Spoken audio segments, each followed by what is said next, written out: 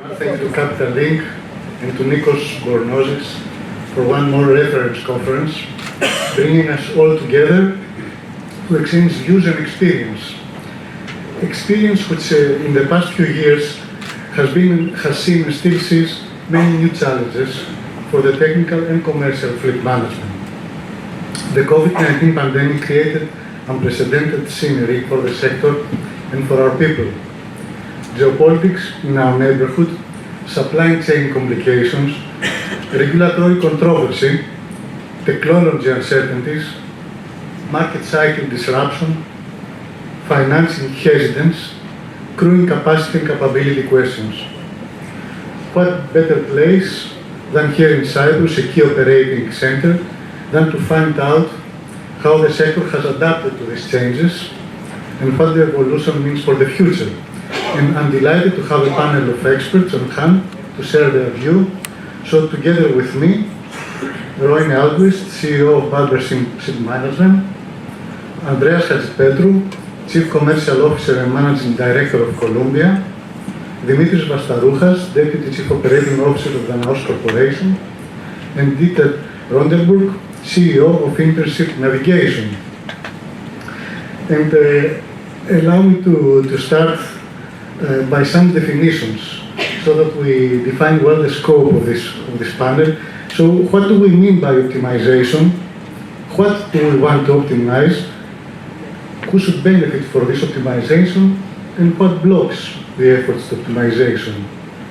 And Dimitri, I have noted, going through some history, recent history, that on 2022 Operational Earning Excellence Athens Capital Link, you talked on small actions that start the change. Is that relevant to our journey to optimization? Good morning to everybody. I'm very glad to be in Cyprus. Very pleased to participate in this panel. Sorry about my voice, I'm a little bit cold, but fortunately no COVID. And it's a good opportunity to exchange views and invaluable experience feedback, since there are key stakeholders here that can offer a lot to this new world and new challenges. What really optimization is? A good question. With a not so clear answer, despite the titles that we used to read in the magazines and newspapers. Of course, everybody understands that we are talking about decarbonization, green shipping, green world, etc. This is the front script and the ultimate target.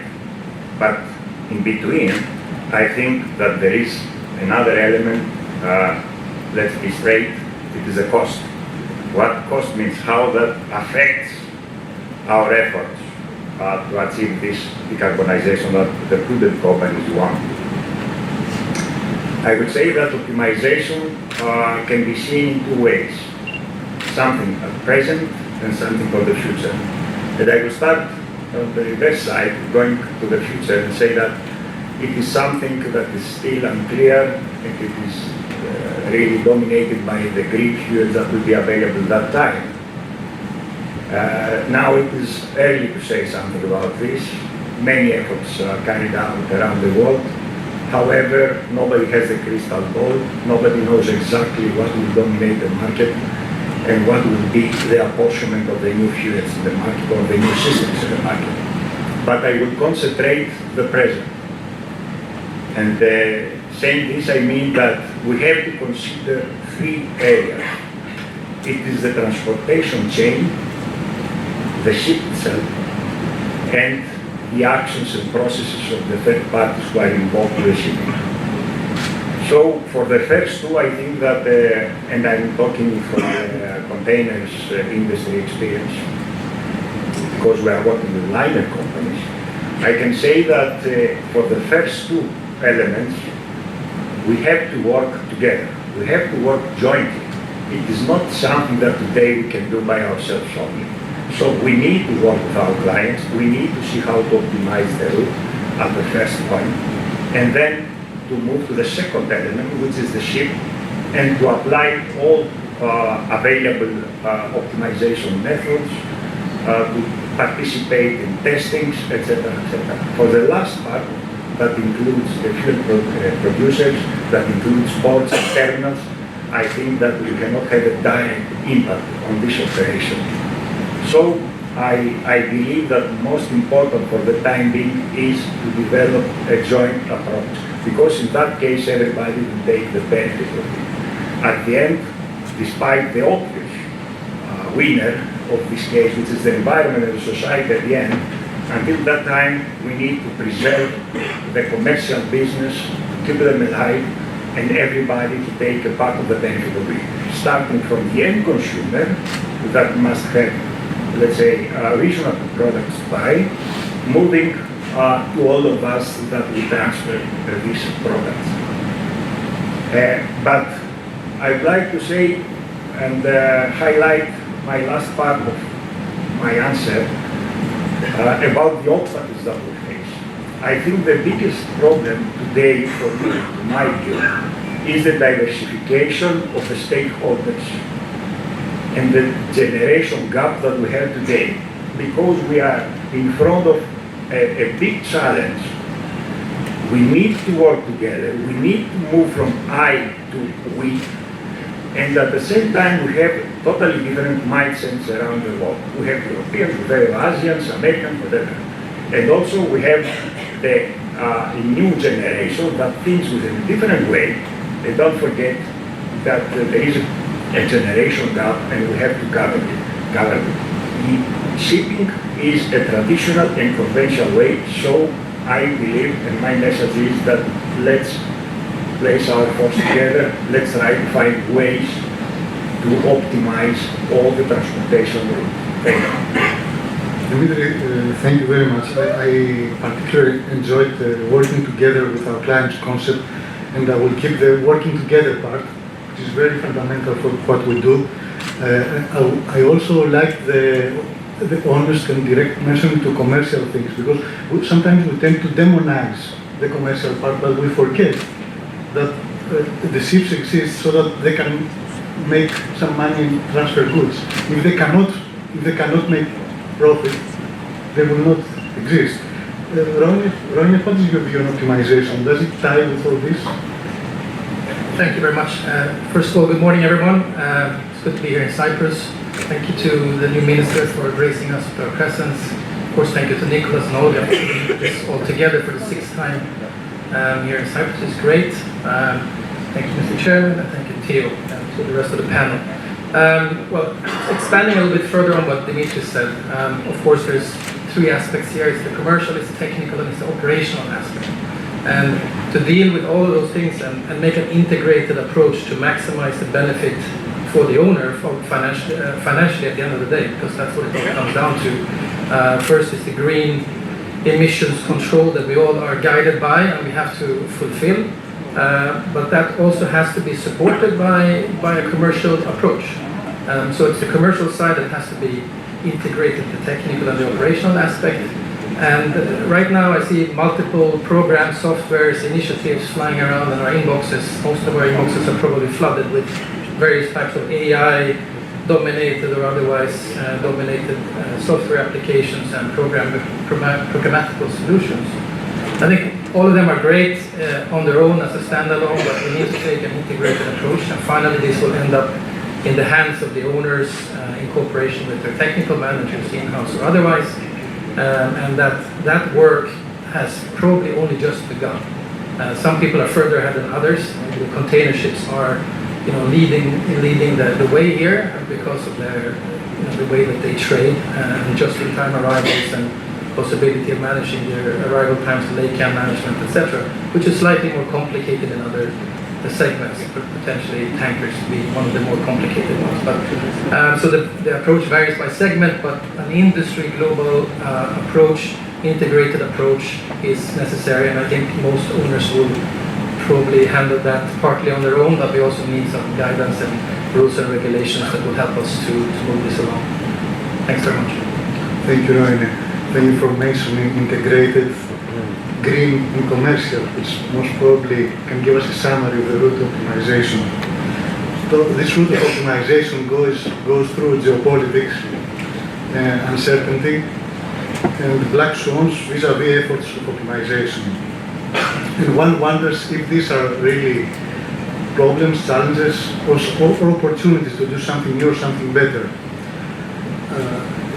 Nassim Nicholas Taleb in the New Yorker said that the pandemic was not really a black swan, but a portent of a more fragile global system. And I would like to have Dieter's opinion on what are the lessons learned and to what extent we are now better or we are just different as we are approaching optimization in the future. Yeah, thank you, Theodosis, and also from my side, good morning, and thank you to Nicholas and the team for organizing this, and thank you to the Minister for being with us today. And indeed, I think geopolitical uncertainty is a hot topic at the moment, certainly regionally here because of Russian aggression against Ukraine, but geopolitical uncertainties have been a challenge for shipping for many, many decades, if not centuries. We have seen many disruptions due to political issues. We have seen the closure of the Suez Canal, not the one most recently where they were given, but in 1967 to 75, which has caused big changes to world trade, to shipping. But you also referred to the COVID pandemic now, and this is another disruption, another kind of disruption that not only hit shipping, but hit, of course, world trade and the world at large. I believe shipping has managed over time very well with these conditions, with sudden changes to its operation, the modus operandi. And shipping has been very resilient, also has shown big resilience in the last years during the COVID pandemic, when really the issues that slowed down world trade, that caused a disruption to the supply chains, came from the shore side rather than from the shipping side. So the shipping industry has operated very resiliently in these times. Now, is there a chance for optimization? Is there a chance to become more stronger? Well, I think to be able to optimize something, it needs to be plannable. You need to be able. You have a target that you want to reach, and then you develop steps how to get there. That's how you optimize something. By definition, the political disruptions, geopolitical tension, trade wars, sanctions are not something that we can plan for. So I think it is very difficult to optimize our operation in this respect. However, we can work on our resilience. We can work on being resilient in these cases. And I think in that sense, the last few years have shown again that shipping has been resilient, and we have learned from these impacts and how to work around it. So optimization may be a challenge for these things, but resilience training definitely can. Thank you. So I could say optimize the way we are prepared for the unexpected, maybe. Yes. If that makes any sense. Expect the unexpected. The unexpected, and optimize the way you react to it. Andreas, how much are we prepared to expect the unexpected? And is it part of the unexpected the entrance of new players or of new, for example, the Saudi Arabia Vision 2030? Is it something new? Is it something that will change the scenery and similar actions and players around the world? Talking about the unexpected, apologies, I'm not very well prepared because unexpectedly I was asked to attend the panel, so nice to see you all. Also, Mark was unexpected. many congratulations to Marina Hadjipetrou for the appointment. It's very nice to see somebody also from Augusta. being the Deputy Minister here in Limassol, and we wish you a great success. Many thanks to Nicholas, Olga, and Capital Link for being here, and thank you also to Mr. Polis for being the anchor supporter of Capital Link.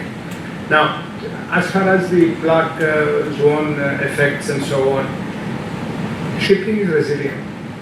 We have learned, and it's our business really to serve the globe with our ships and to make sure that the economy is moving.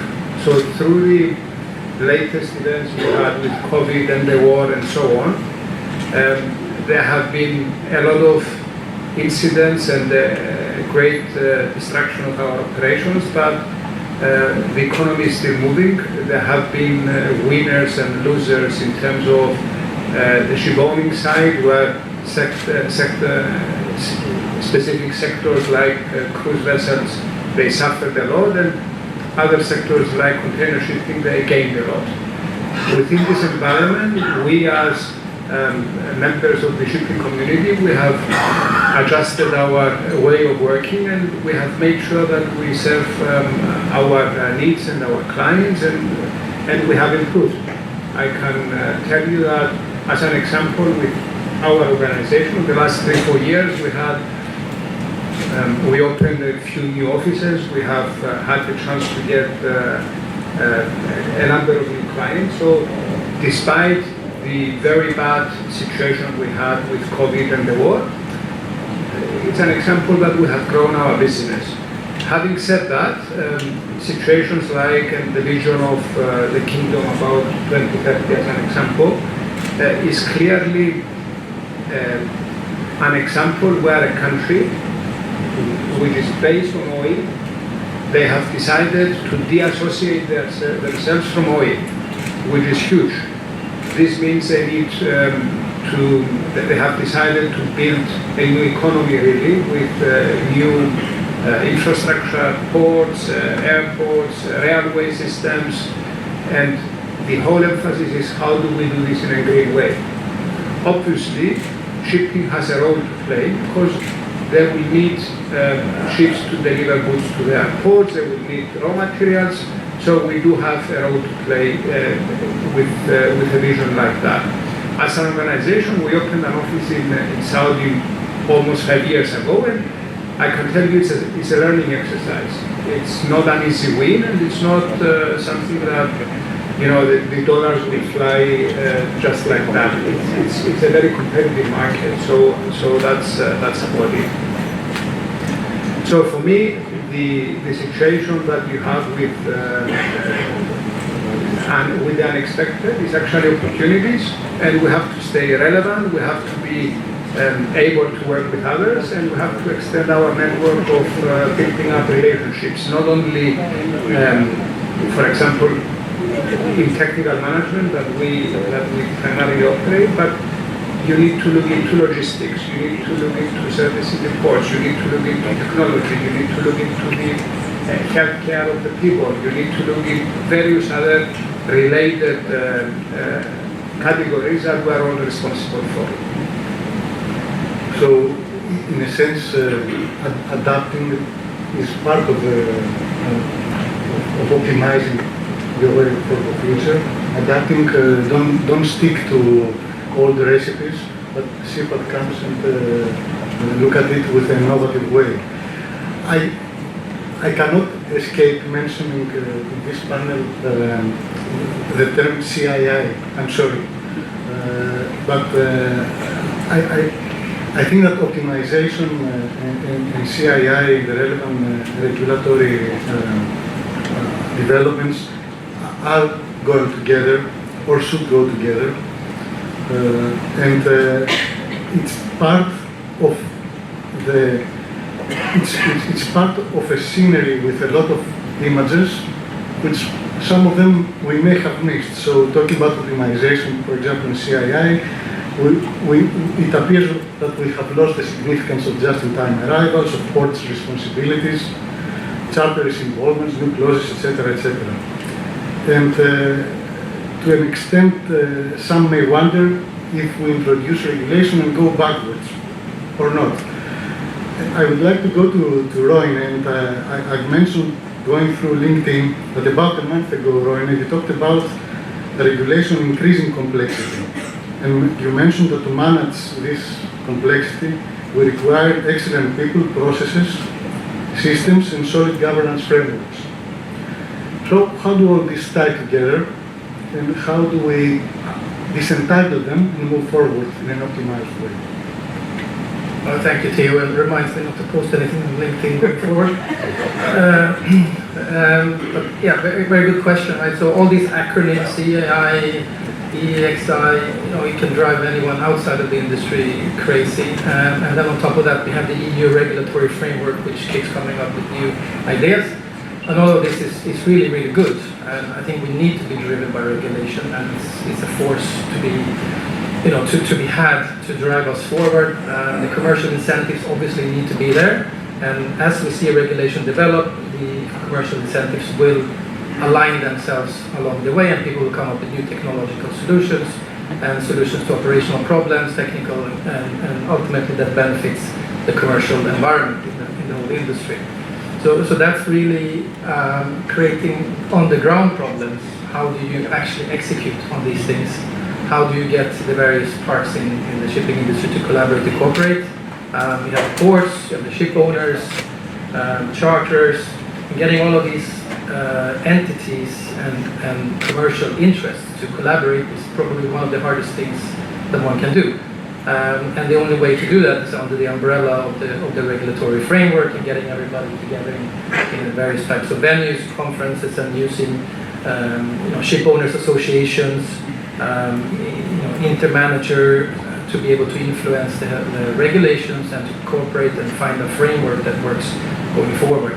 I think this whole thing is a gigantic moving machine, and things will happen over time. We are seeing things moving in a very rapid way.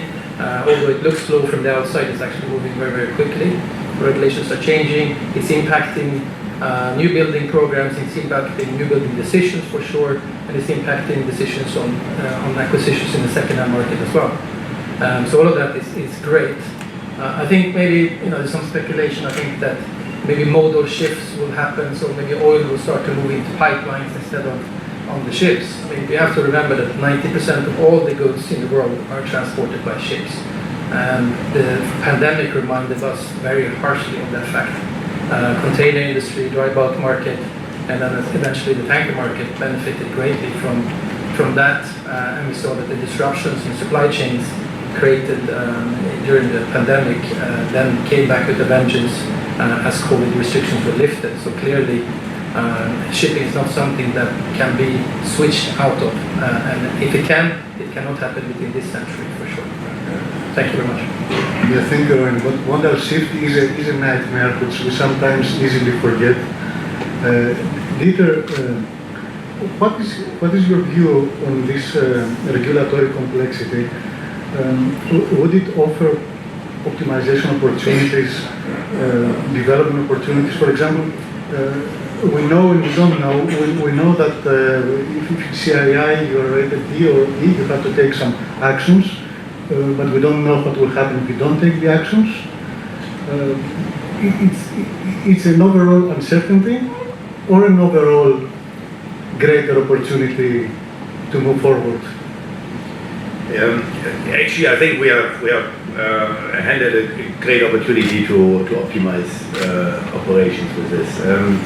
The concept of bringing in the charter, making the charter responsible, the commercial operator responsible for the emissions,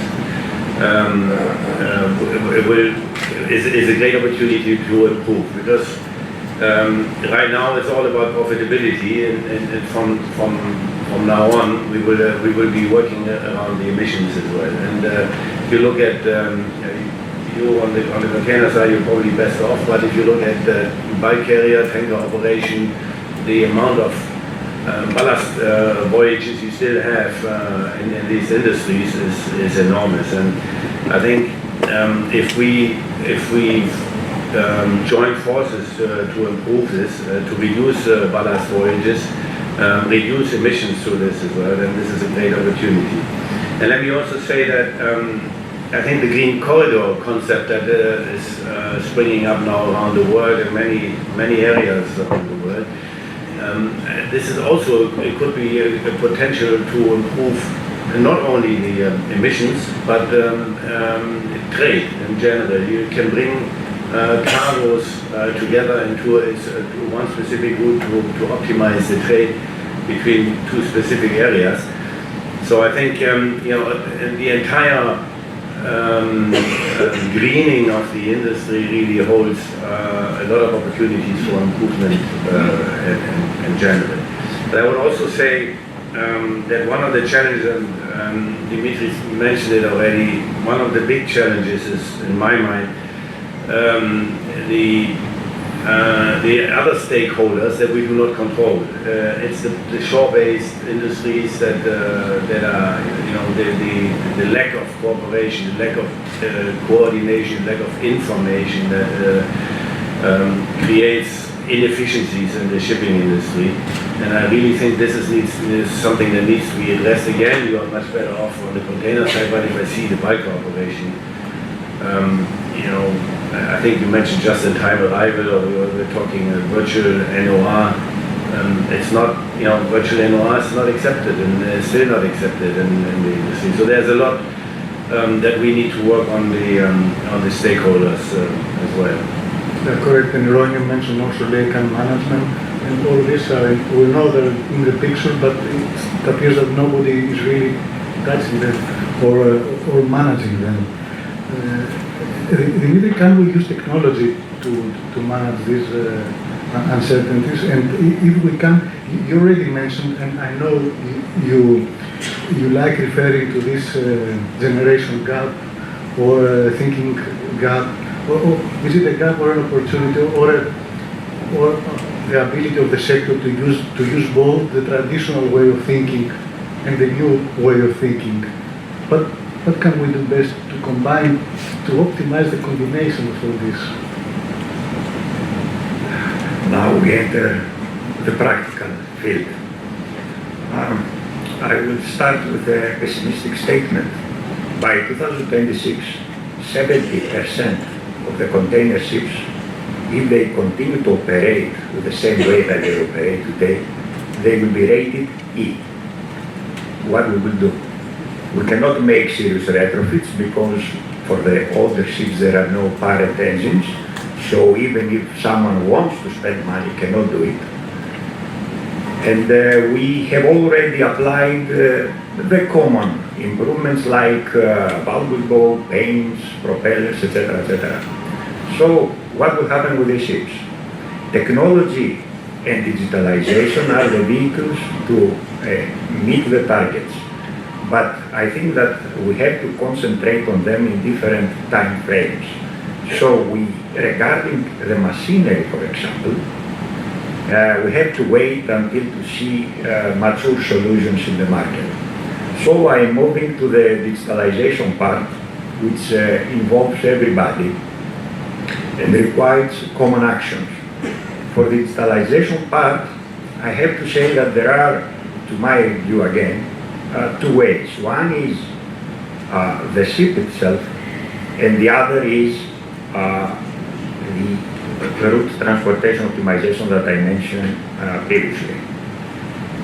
If we go to the ship-specific issues, the big question is how can we use the technology to get something from this? Because we have to do something today. We have to improve things today. And working with digital recordings and data collection and analysis more than 10 years now in our company, I can say that we still try to find some answers. Why this? Because we realize that the most important part, and it is the part that digitalization helps a lot, is to prevent the development of additional power demand. You can make any kind of investment on board, but if you don't take care in the real condition of the ship, the soonest possible additional power demand develops, which means that deteriorates the results and increase the emissions. So working with intelligent systems, artificial intelligence, and I think more to come, we can have a very, very fast reaction and the possibility to take immediate action. But there is a problem here, and I'm coming to what Theodosis said at the beginning of this question. What happens with the people? I want to share with you a very, very short story. We prepared, our R&D prepared a very, very sophisticated system. We presented to our team, all our employees, very experienced people, and we told them that the system can control more than 80 routines per ship per day, real time, and every morning to see the results in your office. Excellent. What they told me, it is really fantastic, but how I can cope in my life, coming in the office every day, seeing problems from the first morning. Something is wrong. And this is something that shows that people, they cannot evolve the same rate with the technology. It takes time. And this is what really bothers us. But from the other side, we see that the young generation, and I'm coming again to Theodosis' position about a potential opportunity, I see the young generation to work with a screen in front of them. And that will be helpful in future, although it looks strange for me and my age. But going to the route optimization part, then it is more difficult because we have not only to find our people, to educate our people, to prepare our teams, but the same must happen with the clients' teams all over the world and try to find ways to communicate, share data, share efforts, and achieve results. And here, there is a small gap in the legislation. There is nothing certain about, to my knowledge, about the data collection, the accuracy of data, and how to use the same things. Because I have understood one thing. If in my system I conclude that this happens, this is a situation with the ship, and another system for my client, because they use, for example, different sampling rate, 10 seconds instead of 1 second or 1 minute of data collection, then, and we have different results, then we lose the trust. And the lack of trust will be detrimental to this effort that we are trying to do. So we need to specify some rules, a framework about data collection in order to have a stable and trustful environment. Regarding the cybersecurity, finally, that I saw a question about this, I think that we are in a good level. There is a legislation, but cybersecurity measures have to be dynamic. Since we enter the digital world, these have to be upgraded all the time. Thank you. Dimitri, thank you. And it's of no surprise, but it's very nice that we all, in our discussion and our replies, we mention people and people and people. And before going to Andreas for the people on shore and on board, I will pass through Roine. And part of this people equation is also the people who lead. Do we need to optimize the leaders? Do we have any challenge on that part? Optimize the leaders, yeah, it's a tricky one, I guess. Of course, we have to all understand what it is that we're facing and what we're working with and how we're going to address it. Ultimately, it's been said, I think, a few times here this morning that the people on board and the people in the offices who have to execute on this, they have to follow the technology and the technology has to follow them. We cannot have the technology run ahead and people cannot understand or interpret or listen. As Dimitrios said in the morning, looking at problems that are not necessarily positive to the overall running of the vessels. I think, of course, we all need to be aware and fully focused and understand what technology can bring. But there are also gaps and shortages in technology, and that's why we're not overtaken by robots just yet. So there's definitely a leadership and within each company that has to take place in order to make sure that we can manage the digital input that comes into our minds every day. And hopefully the next generation can do better than us. And the young children of today, they're stuck to their iPads and and computers, and they can interpret and process data much faster than the existing generation. So hopefully we can attract them into the shipping industry. But in the meantime, we need to manage this whole situation by having a leadership across the industry that understands both the opportunities and the challenges with digital technology and the value. Roine, thank you. Andreas, over to you. People on board and people on shore, we talk about mental health, we talk about training capabilities. We also sometimes talk about even gaps of capabilities between different ship types. As we see the new technology coming in, alternative fuels and so on and so forth. Columbia has a lot of people, so your experience of this is huge.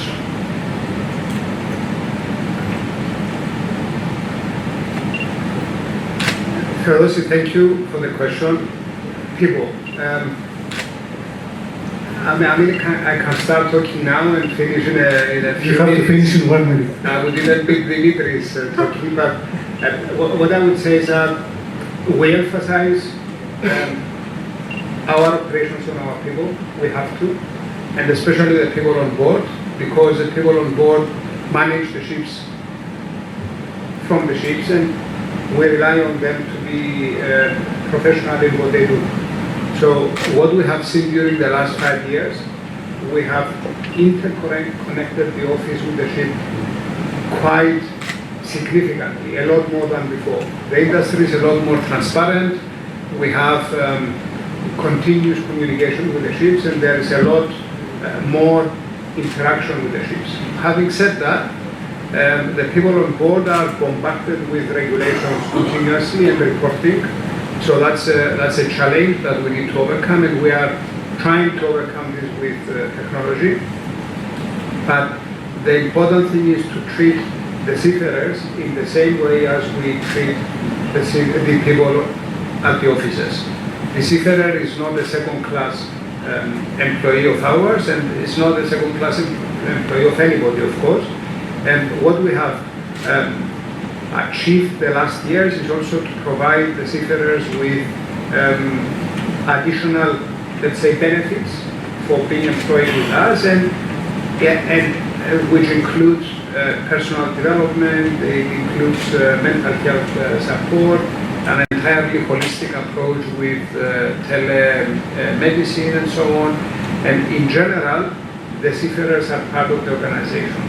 What we are indeed lacking is the effort to train the people, and that's an industry issue, because with COVID we haven't been able to visit the training centers a lot and create the environment where we are continuously developing the people. But this is again an industry issue which we overcome with e-learning and so on.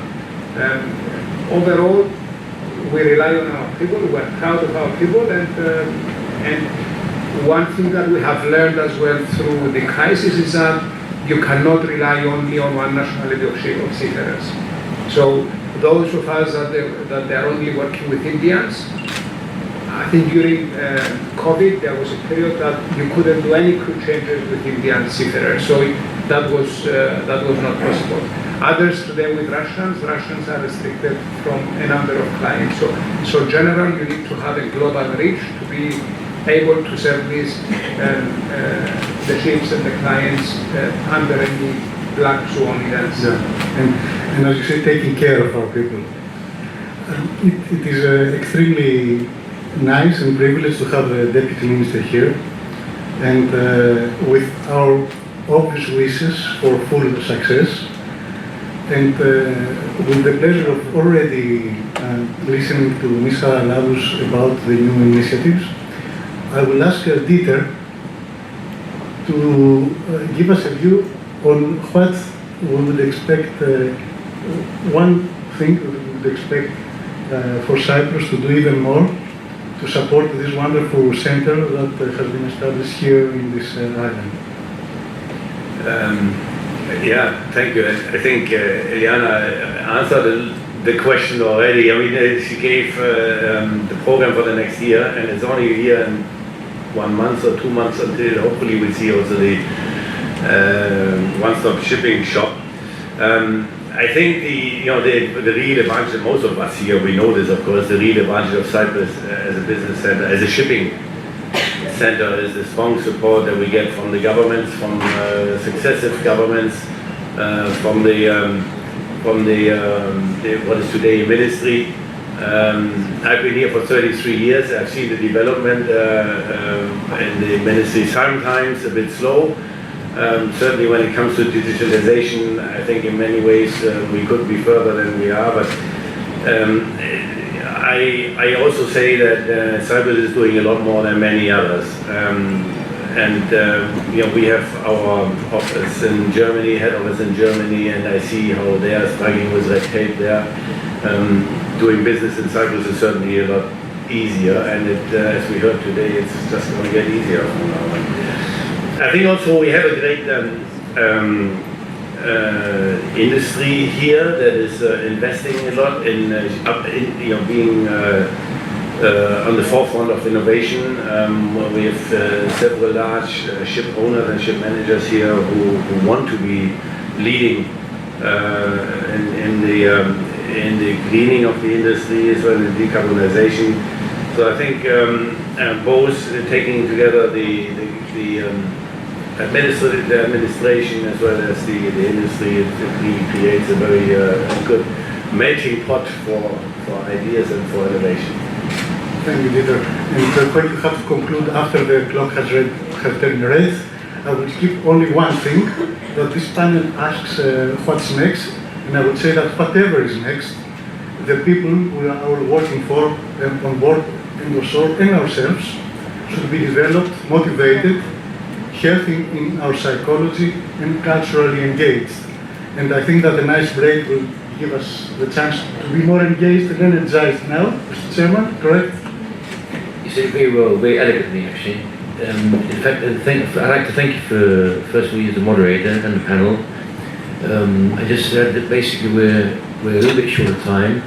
I'd like to thank our panelists and moderator here for the session. It was very informative. If you could kindly be back by 11 o'clock, if possible, please, because we have to keep this time consuming. Time is part of my role, unfortunately. Congratulations. Thank you very much, everybody. Thank you.